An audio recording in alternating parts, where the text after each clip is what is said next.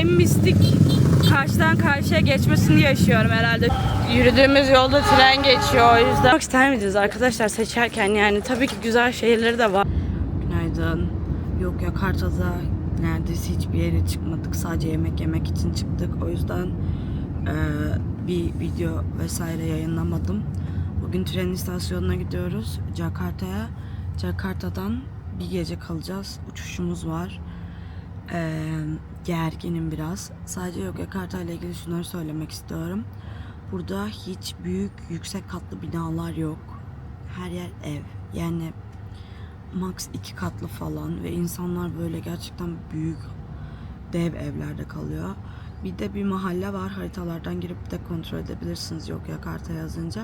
Malioboro. Malioboro. Aynen, Malioboro. Böyle tamamen bir sokak resmen.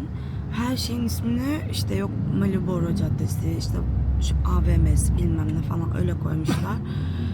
Araştırdım hani neden böyle her yerde bu var diye. Çiçeklerle süslenmiş çelenkli yol anlamına geliyormuş. Sanskritçe kökenliymiş. İnanılmaz şaşırdım. Ama şöyle bir şey yazıyor. Yok, Jogja ile ilgili. İşte burası kültür sanat tarih merkezi. Dışarı çıkmadım ama açıkçası şöyle söyleyeyim, ne bir kültür gördüm ne bir sanat gördüm. İnsanlık gördüm, onu söylemiyorum. Endonezya insanları gerçekten çok iyi insanlar, orası ayrı. Ama onun dışında ben yani öyle bir kültür sanat bir şey görmedim. Geldik bu arada tren istasyonunun oraya da. Görebiliyorum şu an. Şimdi trene binmeden önce her zamanki gibi alışverişimizi yapacağız.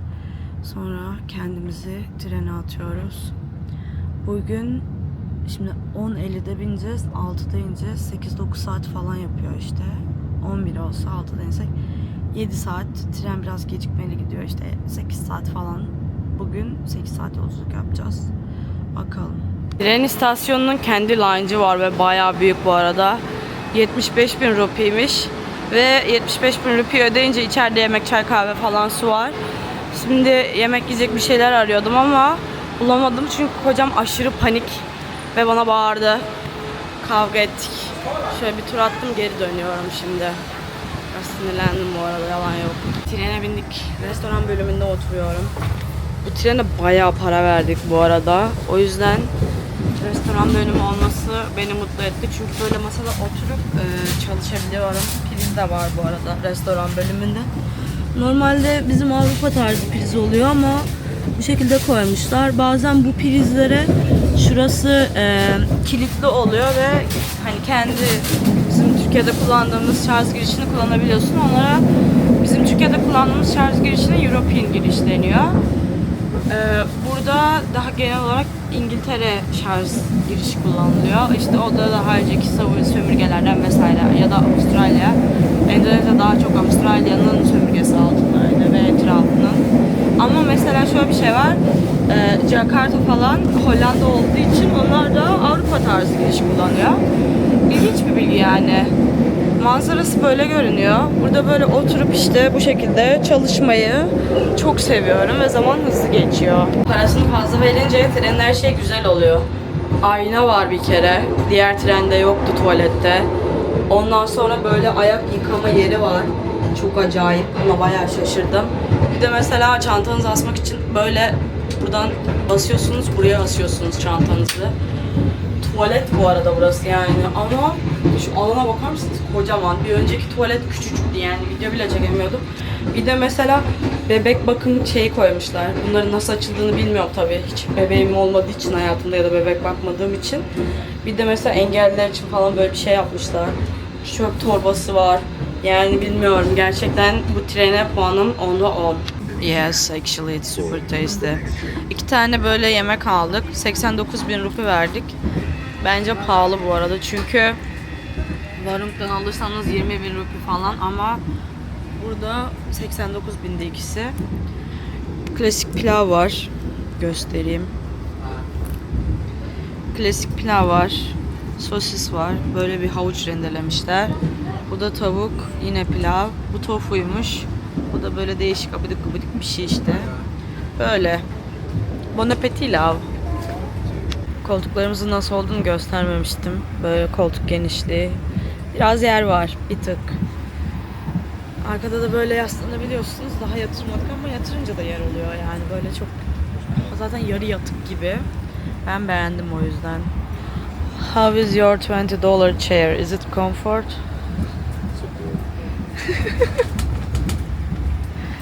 Restoranı çok beğendim ama gerçekten arkadaşlar yani oturabiliyorsun, sosyalleşebiliyorsun da gündüz olduğu için şimdi dolu. Herkes yemeğe girdi içeri.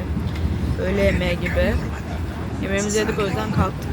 Trenler durduğunda böyle adamlar tepeye çıkıyor, treni kontrol ediyor. Orada da bak yürüyorlar. Emniyet şeritleri falan var. Bak devam ediyor. Çok ilginç. Hayatımın şokunu geçirdiğim bir olay anlatıyorum. Şu gördüğünüz tuvalet simgeleri. Eğer tuvalet fullse kırmızı oluyormuş. Boşsa böyle yeşil yanıyormuş. Bir de hangi işte istasyona saat kaçta varacağınız falan yazıyor. Mesela 6.32'de biz oraya varacağız. Şu an Cikarang'a gidiyor galiba. Diğer istasyonları da yazıyor. Varış saatini gösteriyor. İnanılmaz teknolojik bir tren. Gerçekten hayret içinde kaldım. İstasyondan çıktık. Şurada bir sigara molası verdik. Oy. Ben gerçekten hayatımda Jakarta kadar gürültülü bir ülke, yani şehir, Java gibi böyle çok vızır vızır bir ülke görmedim. Yani hani Vietnam falan halt yemiş yanında gerçekten. Şimdi otelimize gidelim, bir dinlenelim artık, yeter yani. Otel yakınmış, yürümeye karar verdik. Direkt çıkışında böyle bir gece pazarı ve gördüğünüz üzere Endonezya yerel yemekleri. Sokak, yaya kaldırımına kadar bak böyle arabalarını açmışlar ve yiyorlar. Ne yediklerini soruyorsanız söyleyeyim. Tavuk, pilav, noodle, ne yiyecekler başka? Karşıda cami, hiç susmuyor duaları, klasik. Gerçekten Endonezya'dan çok bıktım arkadaşlar, anlatamam. Hele Java bu kadar ezanıyla beni çok yordu. Mentalimi de çok yordu. Bitirdi yani beni. Yani şu ezan hiç bitmiyor. Yürüdüğümüz yolda tren geçiyor, o yüzden şu an trafik var. Geliyor. Herkesi durdurmuşlar. Güle güle tren. Bindiğimiz tren de buna benziyordu işte. Bu şekilde. Dünyanın en mistik karşıdan karşıya geçmesini yaşıyorum herhalde şu an. Motor burada, bisiklet burada. Oradan karşıdan diğer yoldan geliyorlar. Buradan yürümeye çalışıyorlar bak böyle. Motor ağzımızın içinde bu arada ve yoldayız. Bayağı bildiğin kaldırım maldırım hiçbir şey yok. Daniel şuradan geçmeye çalışıyor. Motorla yürüyor resmen. Gerçekten yani.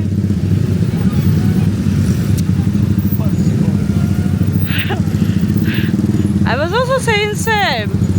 Here. Buraya döndük.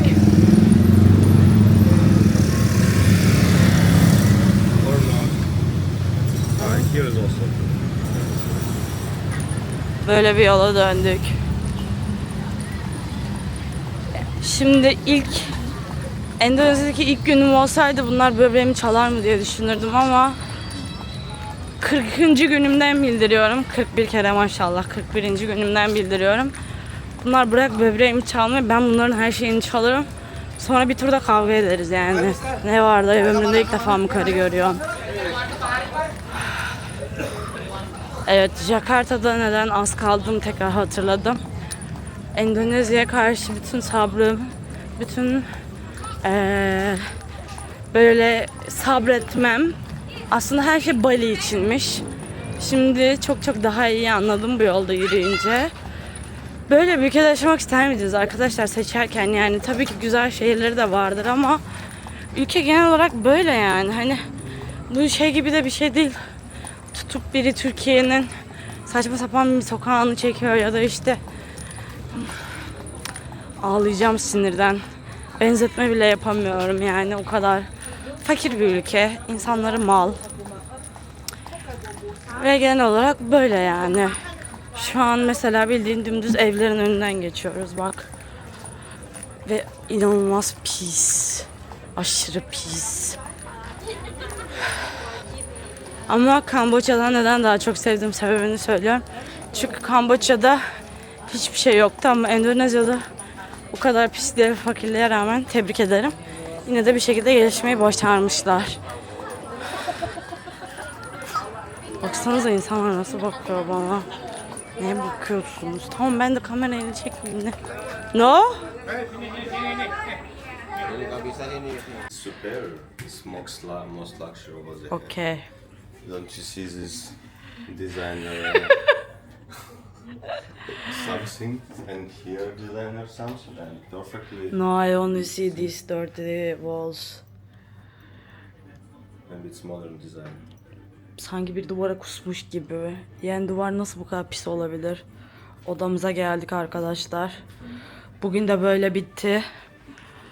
Allah. Oh no, we need to change. Ugh. It's disgusting. Okay.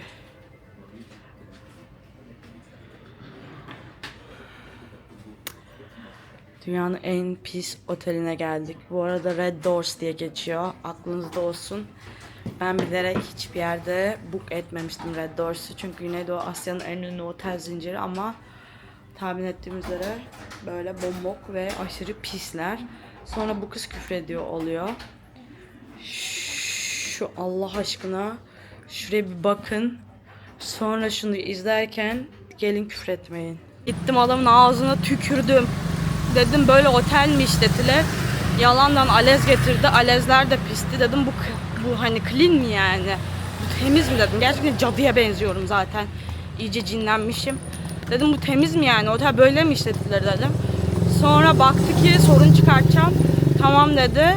Paramızı da geri verdi. Normalde işte yok bugün de iadeydi falan diyordu. Geçen kavga ettiğimiz adamdaki gibi. Bu direkt tamam dedi. Paramızı geri verdi. Şimdi bir tane bulduk. Oraya gidiyoruz yürüyerek. Eğer resepsiyonda biri varsa direkt orada rezerve edip tutacağız. Ya bir odaya da bakalım yani. Hani bu ne ya? Jakarta'da gerçekten bu otel, işte rezervasyon, hostel kültürü yok. Ve Java'da niye bu kadar zorlandığımı hatırladım tekrar. Böyle niye sinir dolu olduğumu önceki videolarımda. Bak ateş saçıyorum kafamdan. Tren geçiyor ve böyle bir yerden karşıdan karşıya geçmemiz lazımmış. Dedim yürüyemiyoruz mu? Yok dedi, bu bildiğin normal yol kullanıyorlar. Çöplerin, evsizlerin, çöp toplayıcıların arasından, tren raylarından, yani gerçekten harika. Cool. I said cool. Harika bir tecrübe oluyor arkadaşlar. Elveda Güneydoğu Asya. Seni asla özlemeyeceğim. Seni özleyen de gelip burada parasıyla deli gibi tatil yapandır.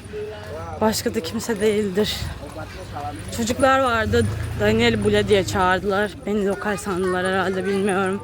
Bule de şey demek işte. Zengin yabancı. Tam olarak anlamı bu yani. Teyzeler burada böyle bak nasıl Daniel yiyecek gibi bakıyor.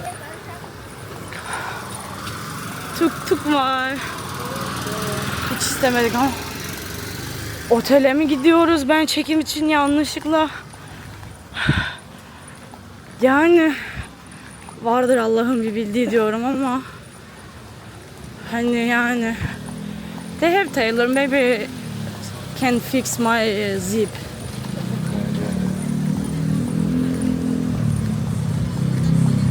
Çok acayip gerçekten. Bayağı ilginç şeyler oluyor arkadaşlar yani. Evleri göstereyim. Gördüğünüz üzere hepsi tek düzlük. Bildiğin şu an Jakarta'nın gecekondu mahallelerinde tur atıyoruz. Gidip bir otelde konaklayacağız diye ki akşam 8 oldu. Bu kafası mı güzel? Niye böyle sallana sallana yürüyor? Çok ilginç gerçekten yani. Şeyi bilmeseydim eğer, hani burada polis gerçekten Polis gerçekten böyle turistleri koruyor ve ben bir kadın olarak çığlık atsam ortalamamına koyarım. Bunu bilmesem korkardım ama bak böyle görüyorsunuz yani hiç böyle yüksek binalar yok. Sadece şehir merkezinde var. Ama biz şu an şehir merkezinden uzağız. Endonezya ile ilgili en çok şaşırdığım şey de bu olmuştu. Yani şöyle fakir oturacağınıza girin kentsel dönüşüme. Yapın işte binalar mis gibi tertemiz yaşayın. Bir de evlerin içi hepsi yerleri fayans falan. İzleyin arkadaşlar. Yerel insanların hayatına şahit oluyorsunuz şu an. Çok üzücü. Bak. Duvarın evin alçısını sıvasını bile tamamlayamamış. Yani burada 3-5 kuruş satarak kazanmaya çalışıyor. Geç dayı geç. Heh. Ne oldu? Baktığında rahatladın mı? Başın göğe erdi mi? Allah'ım. Kurtar beni bu kabus gibi geceden. Burayı bulduk. Gecelik 13 dolar. Denedik pahalı. How much we were paying Jogja one night? That homestay, Glory Homestay. Tamam var ya Allah'a kadar gidiyor yani. Canım çıktı arkadaşlar. Beni izlediğiniz için teşekkür ederim. How much we pay Jogja? Bilmiyor. Neyse total fiyatı söylemişimdir zaten video çekerken.